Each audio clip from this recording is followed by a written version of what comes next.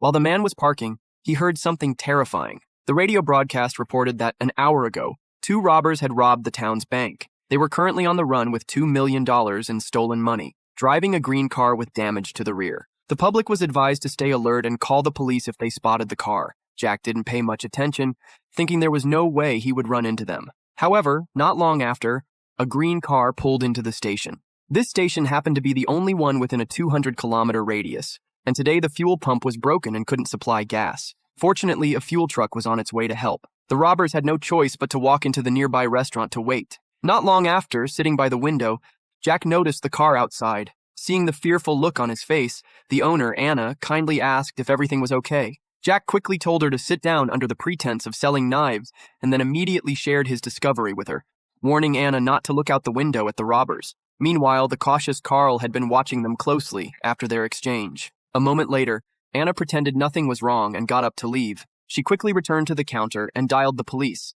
but before the call could go through, Carl appeared behind her with a gun. By the time the sheriff answered the phone, the call had already been disconnected, and the robbers had taken control of the restaurant. Carl immediately cut the phone lines with a knife and then sat down to negotiate. He told them that once he finished refueling, they would leave, and that if they wanted to survive, they should act like they hadn't seen anything. Seeing that neither of them resisted, Carl instructed the owner to return to the counter and continue running the business. Just as the two robbers thought this was just a minor setback, an elderly couple walked in to refuel. Seeing that the elderly couple wouldn't pose any threat, the robbers relaxed. But suddenly, a police officer's unexpected appearance startled Carl. He thought his cover had been blown, but when he realized the officer was only there to buy coffee, Carl finally relaxed. Meanwhile, the quick-thinking owner secretly wrote a distress message on the coffee lid while packing the coffee. However, the other robber, who had just returned from the restroom, suddenly noticed a police car parked outside the restaurant.